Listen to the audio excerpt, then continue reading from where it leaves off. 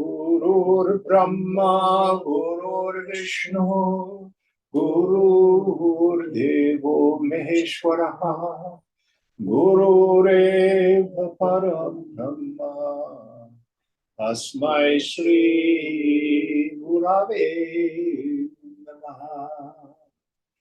Chinmayam Vyapyat Sarvam Trilokyam Sacharacharam Tattvam Darshitam Yena Tasmai Shri Gurave Namaha.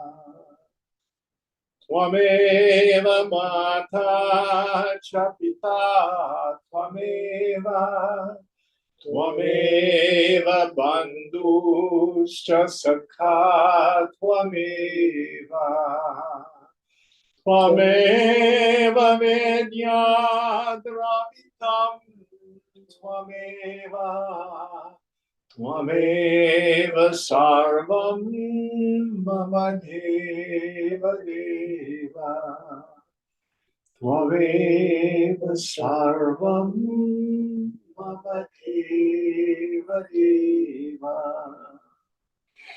Jai Guru. Om Sahana Bhavatu Sahana Bhunaktu Sahaviryam Karavavahai Tejasvinavadhitamastu ma vidvishavahai. Om Shanti Shanti Shanti.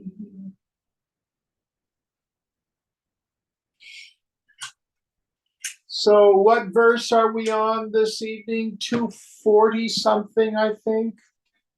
247. 247. And Ganesh, are you with us? Yeah, I'm here, Jim. Would you be so kind as to chant? Sure. 247, right? Yes, please. Yes.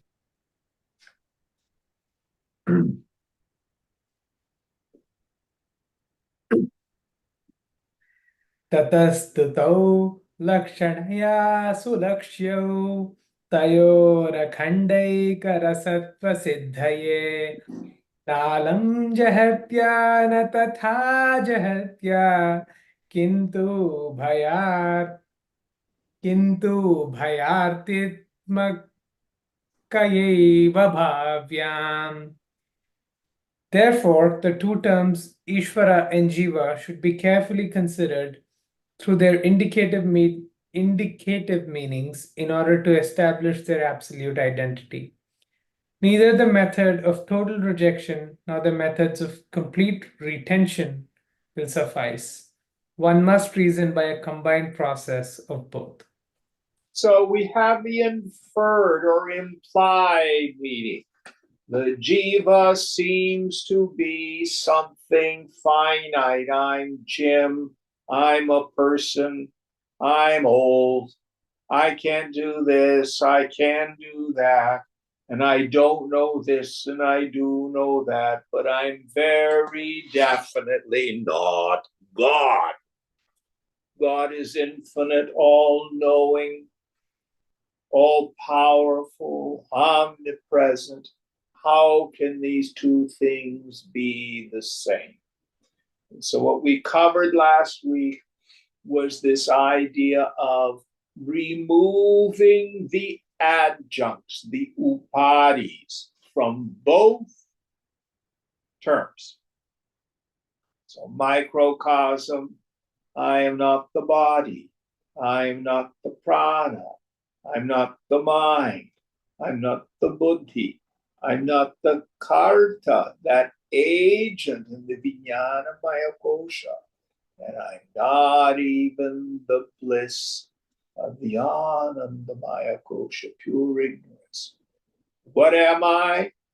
Sakshi, the witness. Chidvakasha, the space of witnessing consciousness. An ultimate reality, it is not the Jagat, the phenomenal world. It is not the total mind, the Hiranyagarbha, the golden egg or the golden moon. It is not the total vasana, Ishvara. It is that consciousness, which is the ground of being for it all. And that self and that consciousness, they are the same thing. Next verse.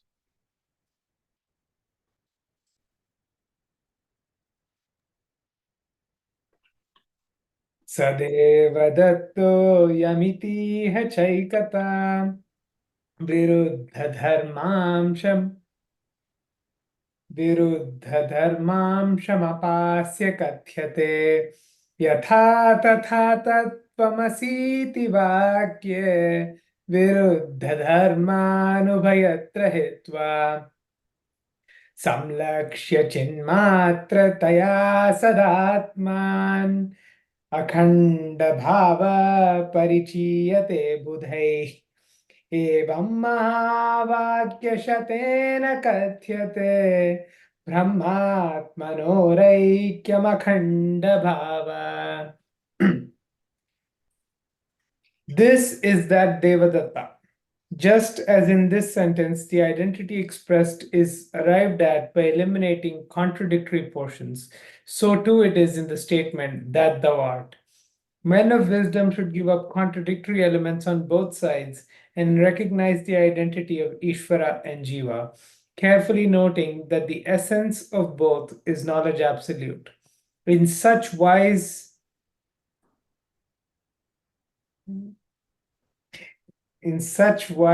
hundreds of scriptures declared the oneness and the identity of Brahman and the Jiva. Yes. So Devadatta is Sanskrit for John Doe or Jane Doe. It means some generic person. So the way to understand it. So Soundarya, what do you do for a living? I'm a product manager. Okay. And at home, what's your title at home? Wife. And when you go visit your folks, what's your title there? A daughter. Daughter. So is project manager, wife, and daughter three different people? No. What's different are the upadis, the equipment, the adjuncts. When you're at work, you wear a power suit and you have your computer. When you're at home with your husband, you say, do the dishes, make dinner. When you're with your folks, Mommy, what did you fix? Same person with different adjuncts. So the point here is Paramatman is the same. What differs is how the equipments function and what the equipments are. For example, you see the room from your viewpoint, I see the room from mine. You are aware of your body, I'm aware of my body. You're aware of your thoughts and feelings, I'm aware of my thoughts and feelings. These are all different. But when you still your mind and introvert the attentive faculty and notice the knower, there's nothing there but the space of pure awareness. And when I look behind my eyes and notice the knower, there's nothing there but the space of pure awareness. The upadhis are different, but the illuminating consciousness is the same. The self in me is not like the self in you. The self in me is the self in you. Only one of us here. Peeping through all these various equipments. Next verse. Attitude in meditation. That'll work. Asthulamityetadasannirasya siddham svato vyoma vada siddham svato vyoma vada pratakyarma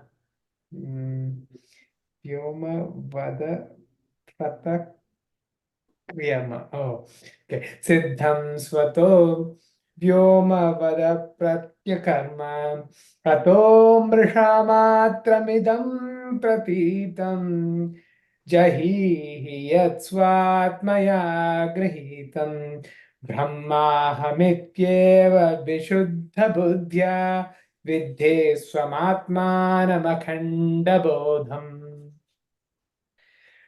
Discarding the not self in the light of passages such as it is not gross, etc., one realizes the self, which is self established, unattached, like the sky, and beyond the pale of thought.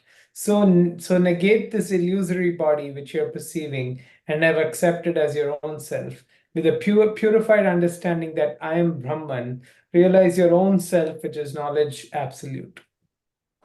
So here is this great secret. The instrument for direct experience of the self is the self itself. It is self-evident, Swayambhu, self-luminous, Swayam Jyoti. But everybody already has that. Nobody doubts. I mean. So, in the subtle intellect, the buddhi has to become buddha.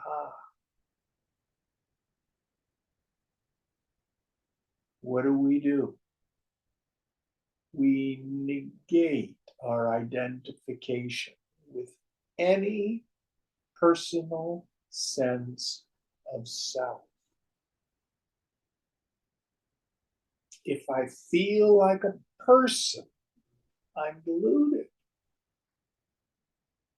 If I feel like I'm a person, my mind will always present some struggle to resolve my feeling of being incomplete or finite.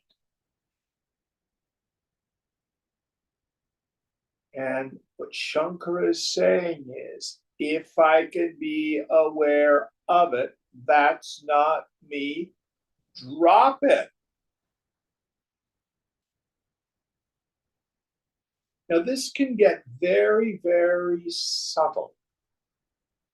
Oh, I'm a terrible yogi because I got triggered today. Who's had a thought like that? Who's concerned about being a good yogi? Brahman? Nope. Drop it.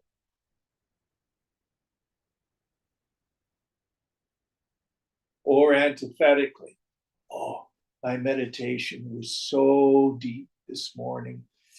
I was just blissed out. It was so clear. I think I'm getting it. I think I might be close to realization. Who said that thought? Who thinks they're close to realization? Or who even thinks they're realized? Not me. Exactly. These identifications of ego get subtler and subtler and subtler. Don't be any kind of person. When Shankara says Sharira here, he doesn't just mean the physical body. He means anybody. Sukshma Sharira, Karana Sharira, all the whole mess.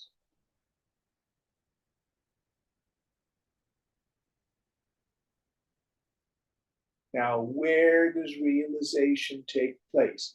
It does take place in the subtle intellect. What is it? In a quiet mind, with the attention turned within, I can realize, apprehend. Technical term is pratyabhignana, recognition. I get the aha. Oh, there's nobody there. There's nothing there. Now understand, while that insight is incredibly important, it too occurs in the realm of Maya. So there's two kinds of knowledge. There's real knowledge with a capital R. The self-evidence of the self. And remember, if you could gain it, you could lose it. When are you ever not you?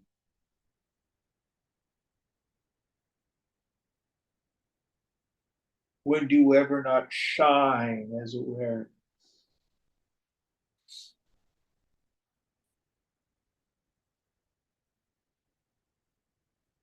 It's always there. But in my stupid mind, I have other ideas. That's what we need to get rid of.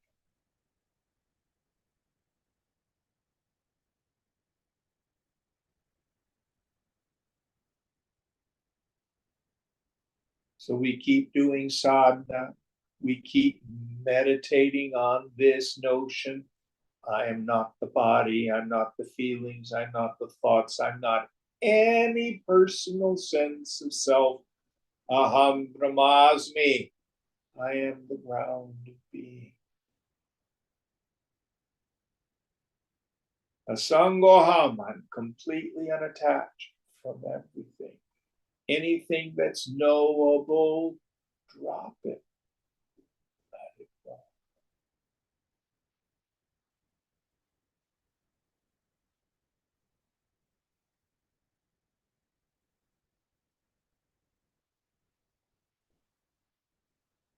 Any thoughts on this?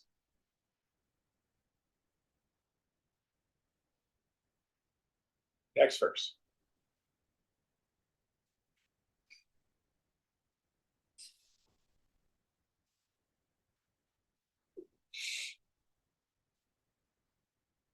मृतकार्यं मृतकार्यं सकलं घटादिसततं मृन्मात्रमेवाहितं तत्त्वसज्जनितं सदात्मकमिदं सन्मात्रमेवाखिलम्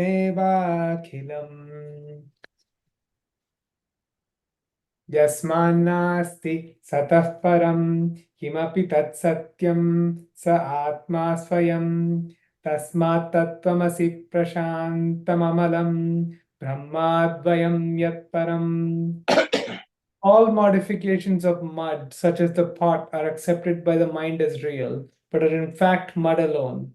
So too the entire universe, which comes from Brahman, is Brahman alone and nothing other than Brahman, the self-existent reality, one's very own self. Thou art that, the serene, the pure, the supreme Brahman, the non-dual. Yes. So again, the three questions we want to ask and find an answer to. Who am I? What is this world? How has it come about? Who am I? Koham. I am that witnessing consciousness. What is this phenomenal world?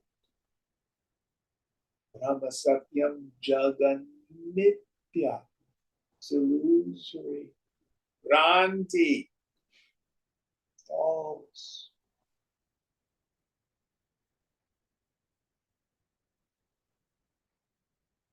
What's there? Brahman alone. So, what do I need to do? Don't sweat the small stuff. It's all small stuff.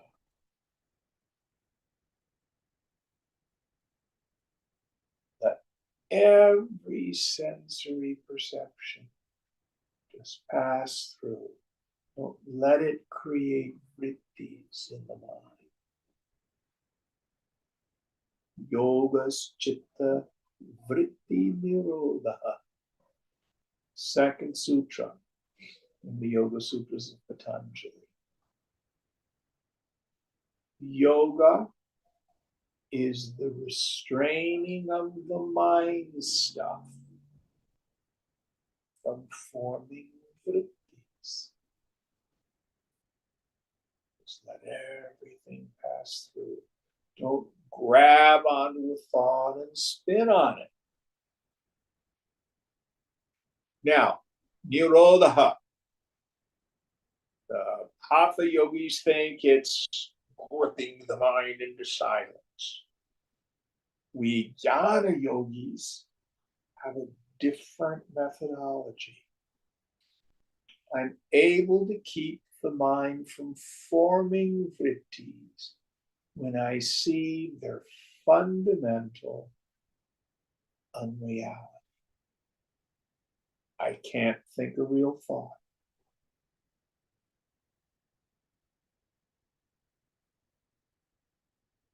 All the forms are nitya, illusory. It's like a dream, seen but not real. Take it easy. Don't worry. Keep the mind deeply in.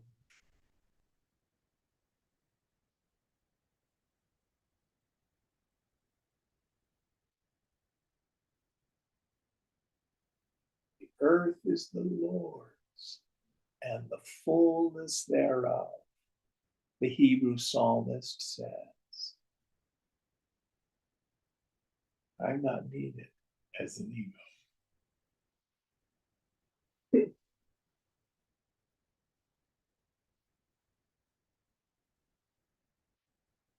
Swamiji used to say, graveyards are filled with indispensable people.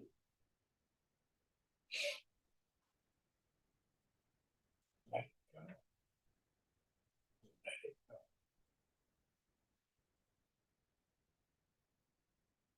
Next verse.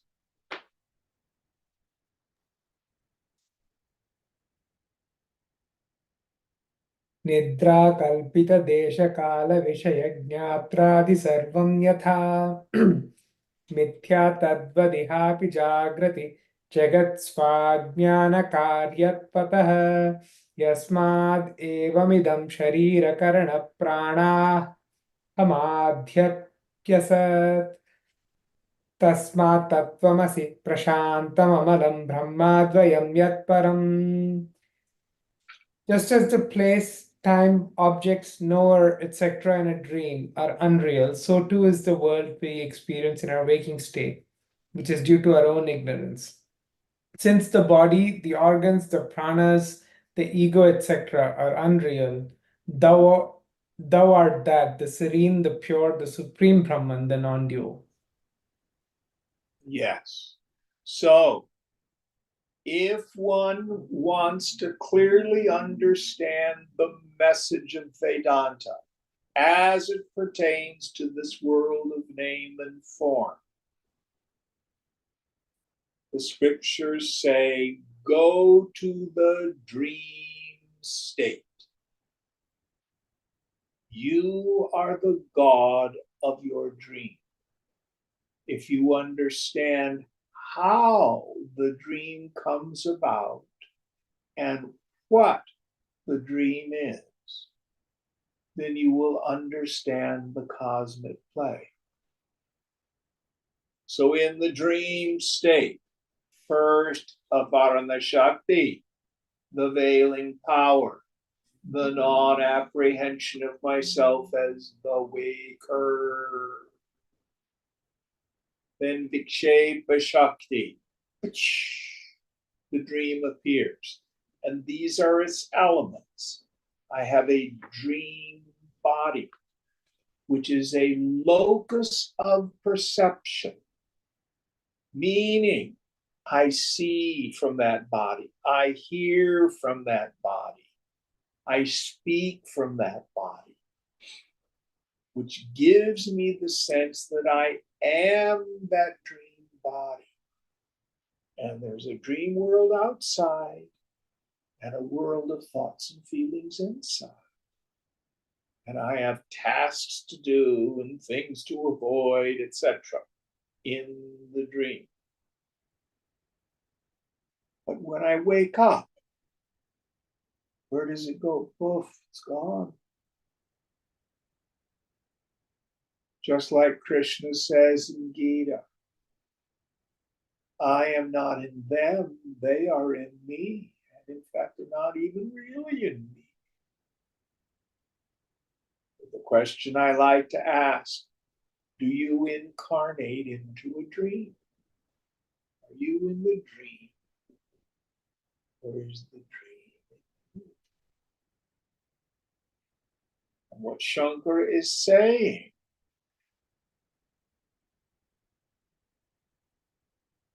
all of this is like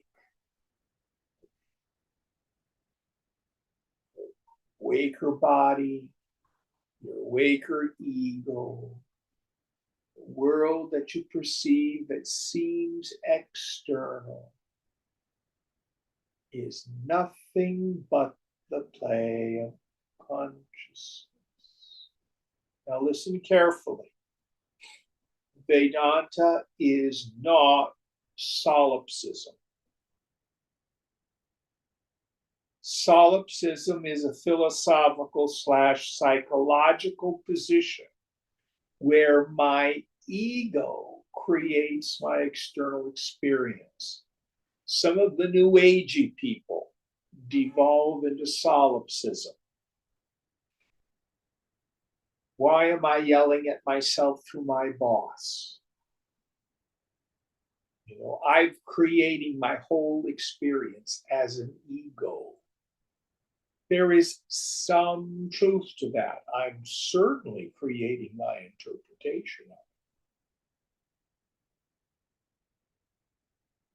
But if Mike gets hit by a bus, the world doesn't disappear. The rest of us go trucking right along. The galaxies continue to spin because the dreamer is Ishwar.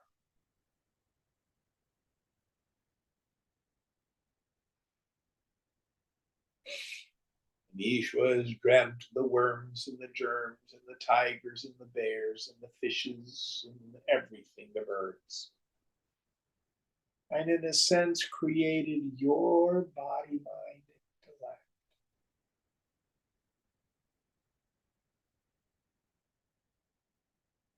But in that is this karta, this function, I think I'm a person. I do not know. I am Nirguna Brahman. I am that witnessing consciousness. And these upadis, this particular body, mind, intellect, cannot be separated. The great divine play of this world.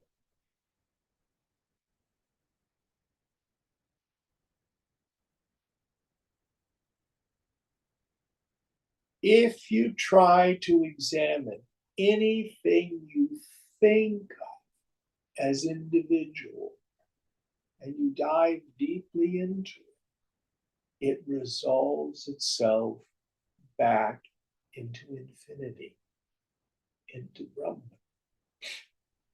Well, this is my body. This is different. Well, when you eat an apple, when does it stop being other and becomes your body? And can you really say that your body stops at your skin's edge? What about your breath? And where did the body come from? It's stardust. It's the result of supernovas.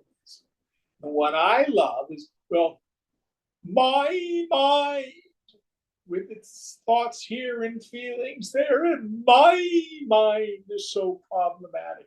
Can you find a thing called my mind? Where do your thoughts and feelings come from? I mean, all the people I know are going through therapy right now. They're all doing family of origin work. Very popular now. You have people doing that in your work, Mike? Not so much for the folks we work with. Those are concepts most of them don't understand. Yeah. But yoga said, well, where did they get their ideas? From their parents. And where did they get their ideas? To whom do these thought structures belong? Where did they come from?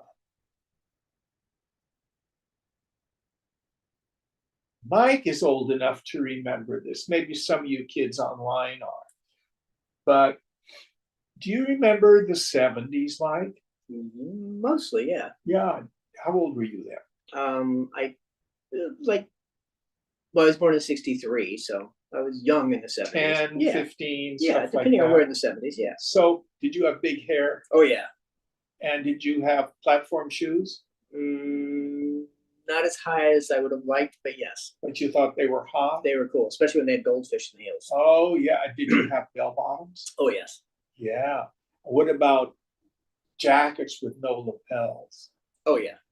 Did you ever have dangly jewelry? Not so much. I would have if I could have. It was not allowed. But you today, we look back at the fashions of the 70s and we roll our eyes. My God. So did you or I choose to like that fashion? Or did we absorb it from the blue mind?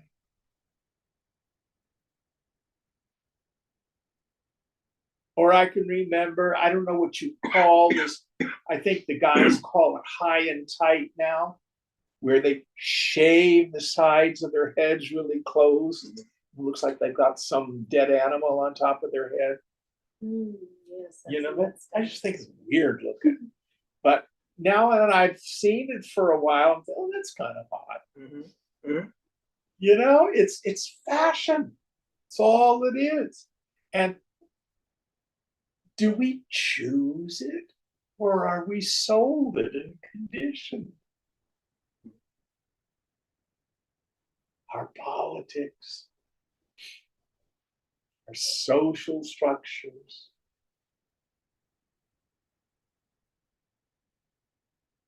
things we like. So yoga says you can't find a thing called my mind. It doesn't exist. It's just mind. You take any level of the manifest world and look deeply into it, and you cannot find anything individual. And all in the end resolves itself back into infinity, therein to come. The idea of uniqueness, of individuality, of separateness is an illusion. Absolutely an illusion.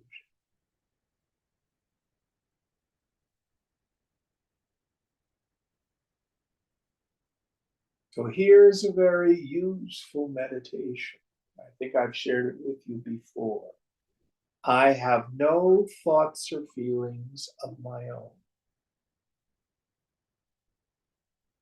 Well, isn't that irresponsible, Jim? I mean, if I've got an issue, shouldn't I face it? But what are you going to do if issue arises?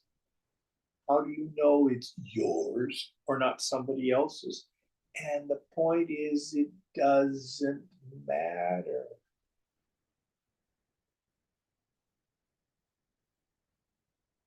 Thing to know is it's not you.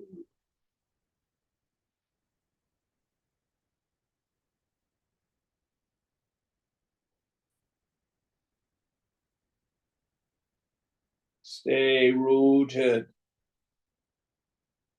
as the untouched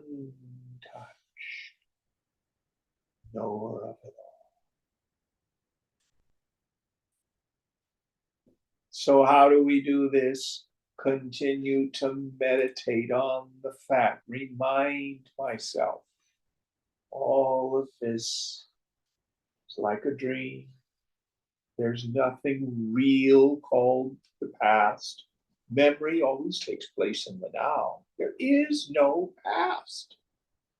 There's only my memory, which takes place now. There's no future.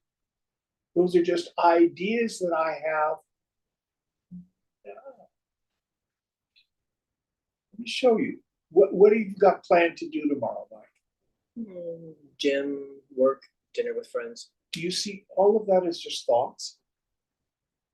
Yeah. None of it's real. Yeah. What'd you do yesterday? Gym, work, TV. But that's all just thoughts now. Yeah. Doesn't exist. Yeah. What's real? I am, I know. And I'm seeing this incredible play of the now. Then another now happens. And another now happens. It's constantly shifting, changing.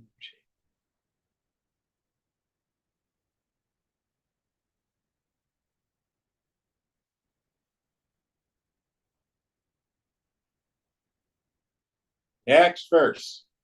I have just a little anecdote to share with Please. that change. So I met with a doctor who was doing my surgery in a few weeks. The first time I met her, I didn't like her at all. I thought she was very, she didn't listen to me. She just, listened to me for like 2 minutes and then said, okay, go get an MRI. She didn't really talk to me. I didn't feel she was very personable.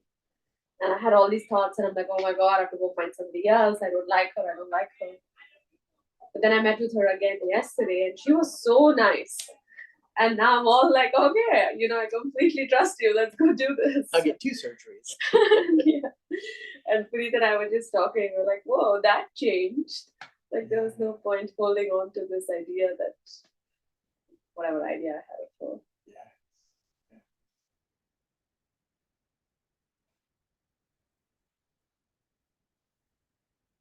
And which is true?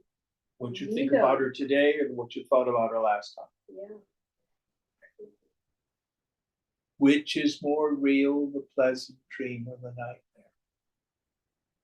Both are unreal. Doesn't mean we don't experience them.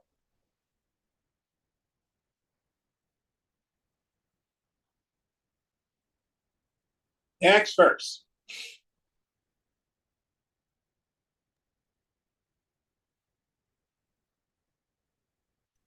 यत्र भ्रान्त्या कल्पितं तद्विवेके तत्तन्मात्र नैव तस्माद् विभिन्नं स्वप्ने नष्टं स्वप्नविश्वं विचित्रम् स्वस्माद् भिन्नं किन्नु दृष्टं प्रबोधे.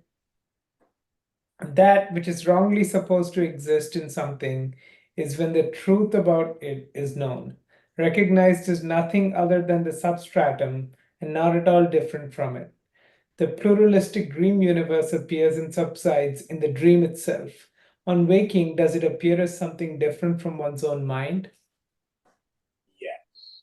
So no matter how complicated the dream is, how pleasant or how terrifying, when I wake up, it's negated. It's negated. It goes poof. And I see, oh, it was just a dream. It was my mind appearing as the triple factor, knower, knowing, and known. This is no different.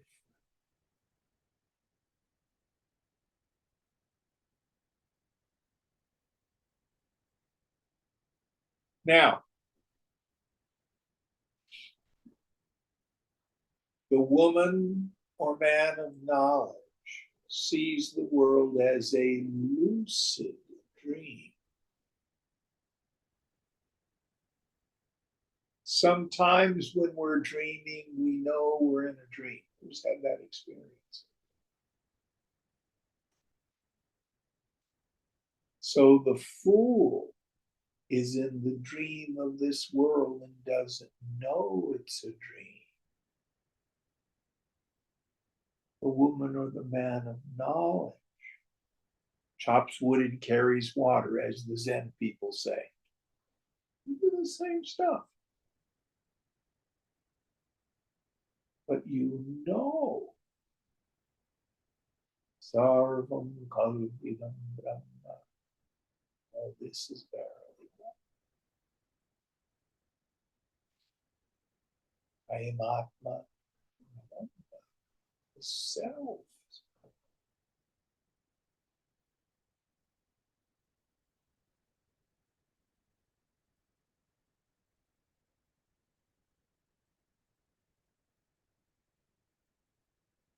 We have two classic examples of adhyasa, superimposition. Snake in the rope, mirage waters in the desert. Snake in the rope is like samadhi, or the deepest meditation. When I apprehend the rope, the snake is no longer available for experience. Oh God, that sure looked like a snake, but it's only a rope. No snake anymore, just rope. So too in the deepest meditation, when the personal sense of self is gone and the world is gone, only I.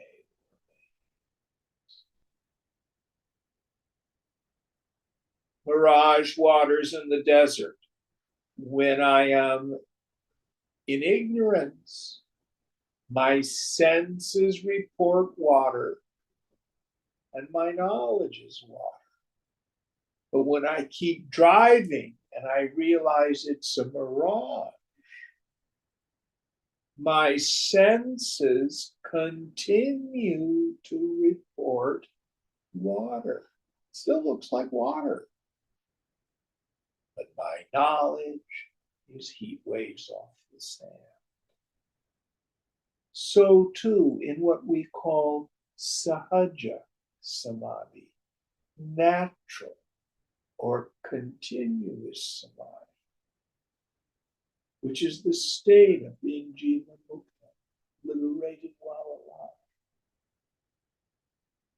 The jnani sees the same world. The BART train still runs. The sun rises and sets. I still go to the gym.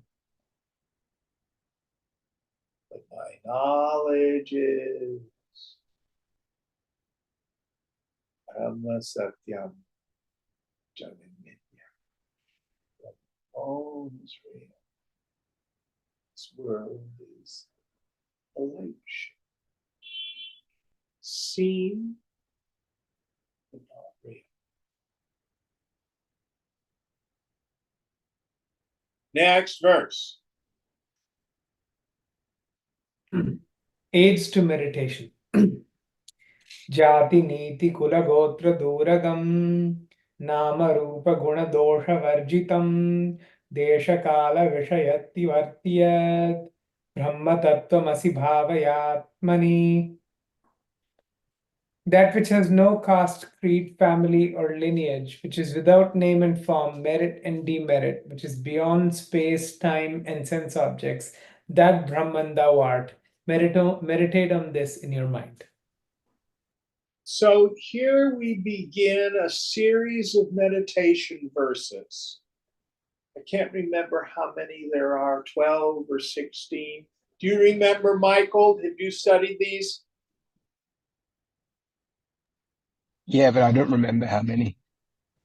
Anyway, Swamiji always used to ask us to memorize them. I'm a bad yogi, I never did. But I frequently would go back and reread them. And they all end with the same refrain at the basis. Now, how do we use them? I can only share with you how I did it. So I'd have Vivekachudamani next to me. And I would sit in my meditation seat and I would sit and do what I can to tune up my mind. And I take the text and I read one of these verses. And then endeavor to see whether or not what Shankara was saying was true about me. Now, there's a possible mistake that many people make in the study of a scripture like this. And if you make this mistake, these verses will do nothing to free you. If you start to think of the self as an idea, as something other than you, what do you think about the self? Well, what do you think about the self? As if we're talking about French or astrophysics, does nothing to free us. We must start with our direct experience. Who sees the phone? That's yourself. You're not going to get another self. My problem is not that I've got the wrong self. My problem is I have superimposed all sorts of nonsense in my mind. So I need to investigate. And here, Shankara has given us some ideas that point. So after you tuned up the mind, you take just one or two of these ideas. Look, see whether or not it's true about you. So what's the first idea, Ganesh? There is that which has no caste, creed, family, or lineage, which is without name and form. Yes. So all those things about caste, creed, lineage, gender, social status, culture, all of that has to do with the bodies, the equipment. Drop it. Next idea. Without name and form. Yes. anything that can be named, that has a quality or a characteristic. And these can be subtle. What we were talking about, I can't remember last time, when some things your boss at work said, and it stung. Yes. Yeah. So what do you do with it when it's stung? Oh, who's upset about it? Is the self upset about it? What's upset about it? My ego. Yeah, you're right. Drop it.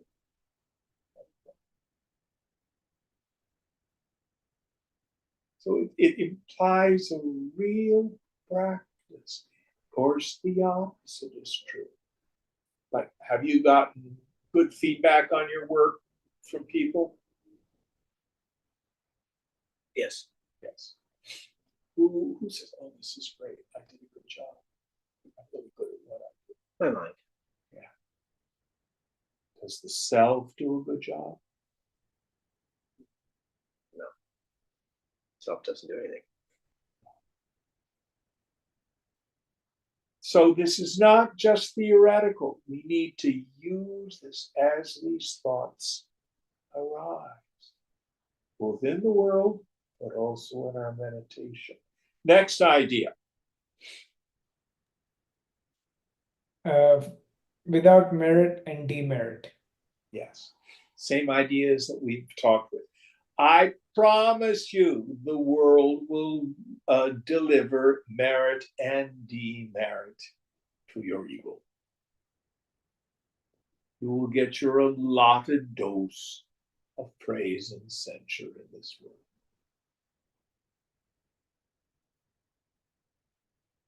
None of it belongs. Now listen carefully. It is not about building self-esteem. It's not about proving to yourself, small self, that you're an okay person. I'm kind, I'm loving, I'm generous, I'm smart, I get things done at work, I'm a good manager, I'm a good this, I'm a good that. None of that. Let it go. Doesn't mean not to, at the level of our transactions, do our best. Don't identify.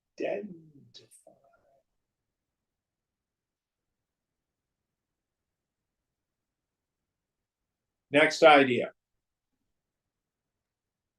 Which is beyond space, time, and sense objects. Very straightforward. Both space and time are created by the mind. All of the sense objects. We have subtle sense objects, thoughts and feelings. This is that Brahman, meditate on this in your mind. Is there more, or is that the end of the list? That's it. Next verse. There are 13 verses, Jim. Thank you. Why don't I remember this? I'm bad. I can't remember the verses. No, Jim, that's not you. Let it go. Okay. You have to hear Yogi's inner dialogue. Next verse. Yatparam sakala vaga gocharam vimala bodha chakshushaha shuddha chidghanam anadi vastu yad brahma tattvamasi bhavayatmani.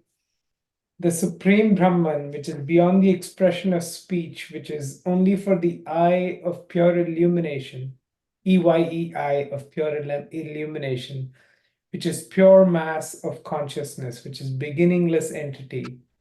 That Brahman thou art, meditate on this in your mind. Does he use Vijnana Ghanam or Prajnana Ghanam here? Neither. Chidghanam. Shuddha Chidghanam. Ghanam, okay. Shuddha Chidghanam.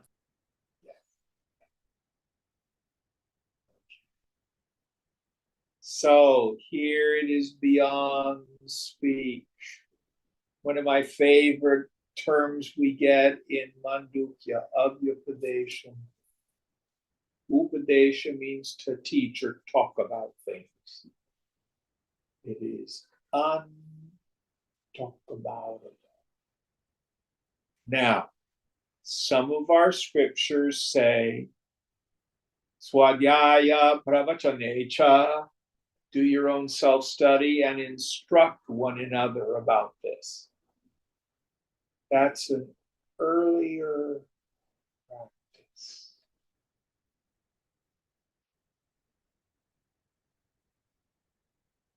Hear what Shankar is saying. Shut the F up. Be silent.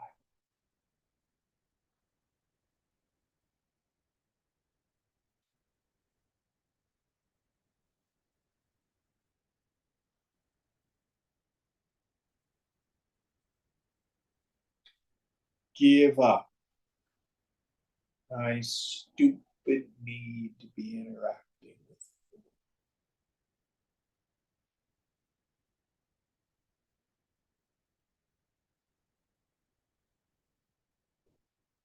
Doesn't mean the world's bad. It's just as a yogi, you know if you're attached to all that. Oh, I want to feel connected.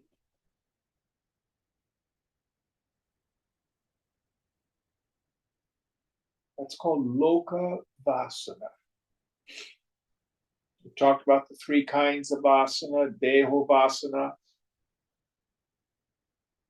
food, sex, comfort, massage. Loka vasana, loka means world or people. But I want validation, connection. Shastra vasana, literally unnecessary study of the scriptures, but it means I want to figure stuff out. All three.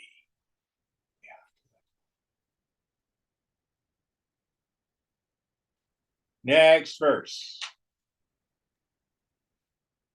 Shadbhirur Shadbhirurmibhirayogi Yogi Hrid Bhavitam Nakaranair Vibhavitam Buddhaye Vadyamana Buddhye Vedyamana Vadyamasti Yad Brahma Tattvamasi Bhavayatmani.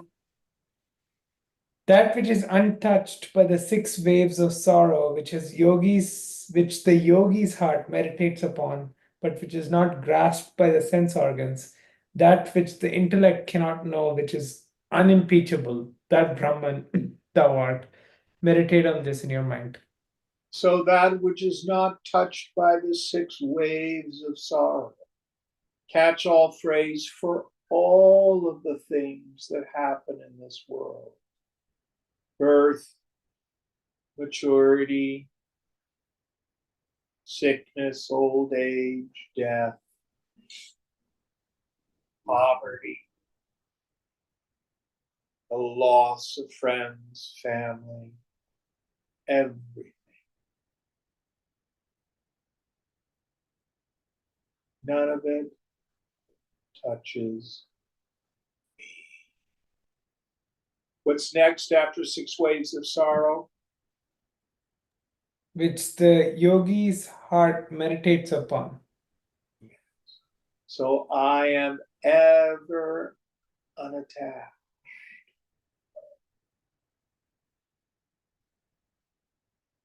Like the center of a cyclone.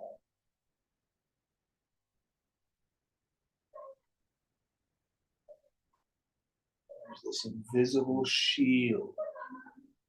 Nothing ever touches me.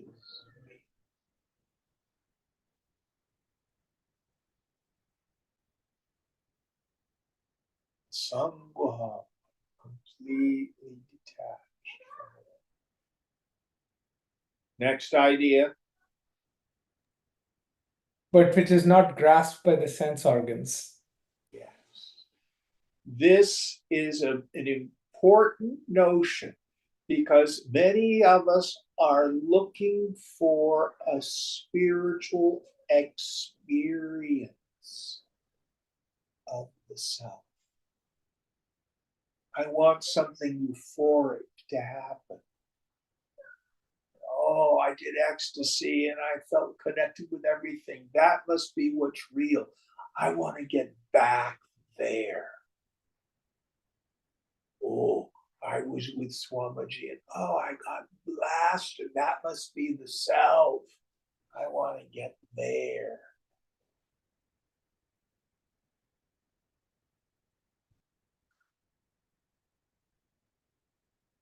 We want to identify with what is real.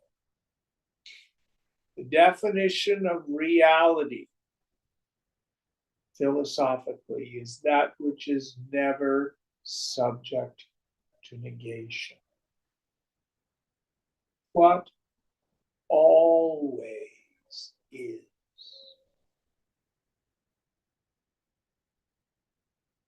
Mind states are fun.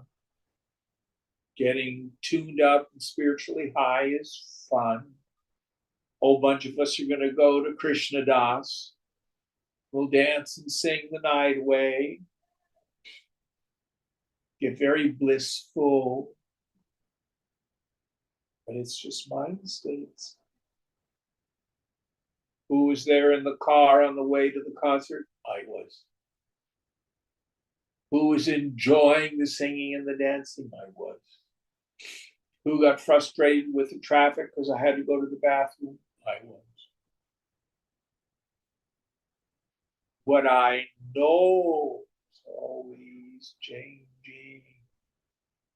The knower is unnegatable. Always there. Don't worry. Nothing's going to harm you. You don't need to be fixed or improved. Can't be diminished. It's all okay. Next idea. That which the intellect cannot know. Yes. So again, we've talked about these two kinds of knowledge. There's the direct experience.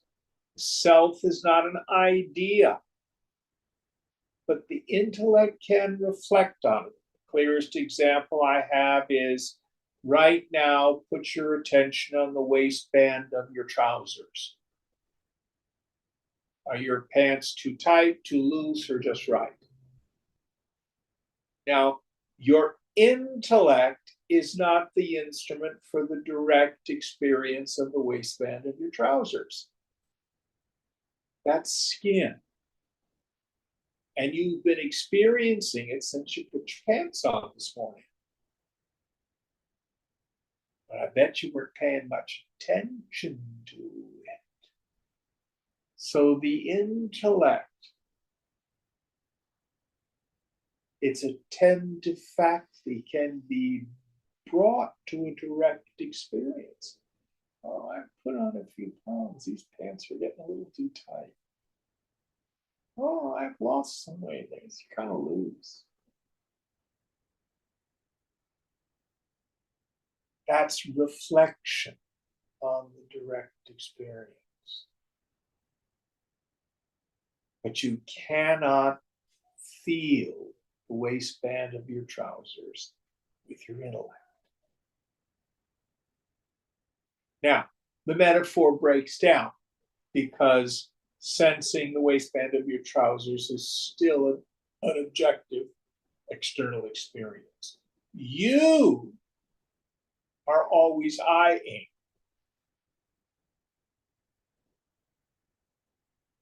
But your mind, when it's quiet, still can reflect on that direct experience.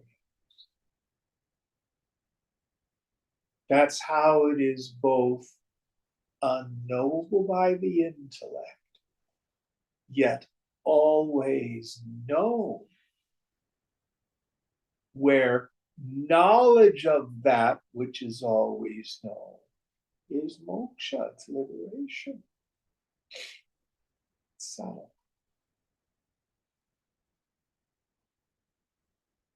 next idea. Which is unimpeachable. Not sure what unimpeachable means, like the lie is never put to it. It's always there, always truthful. I suspect it means, I don't know what the Sanskrit word is that he's translating.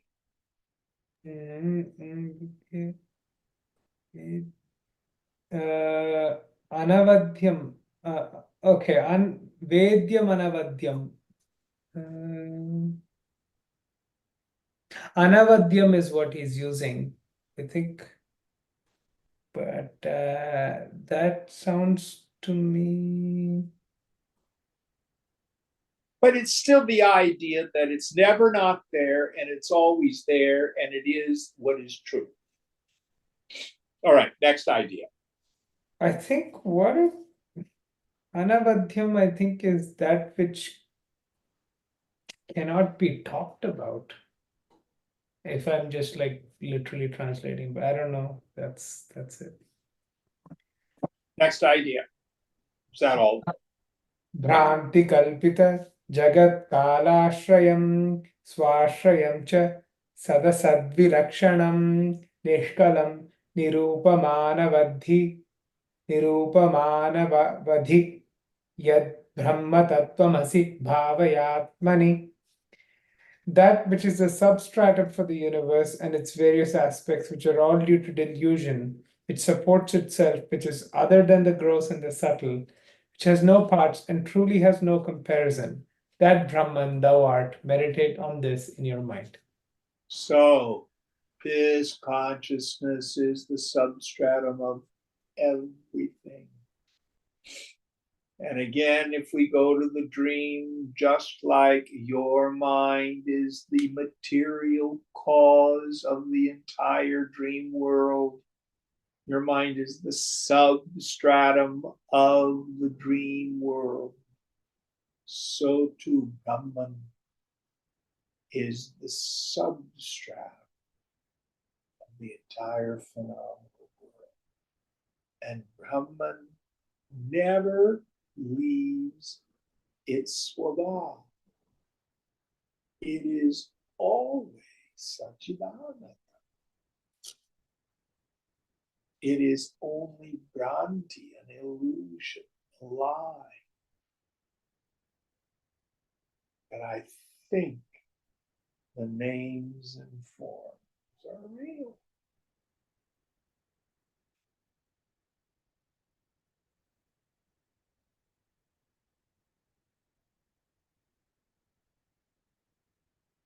Now again, this is not teaching for beginners. And this is not teaching to be sharing at cocktail parties and dinner parties with the uninitiated. You will sound crazy, and it's offensive to people who are suffering. Play the part of the kind and generous friend. But you know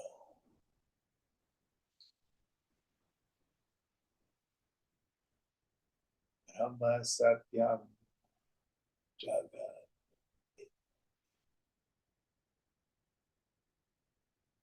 Brahman alone is real. Phenomenal. It's a lie. It's illusory.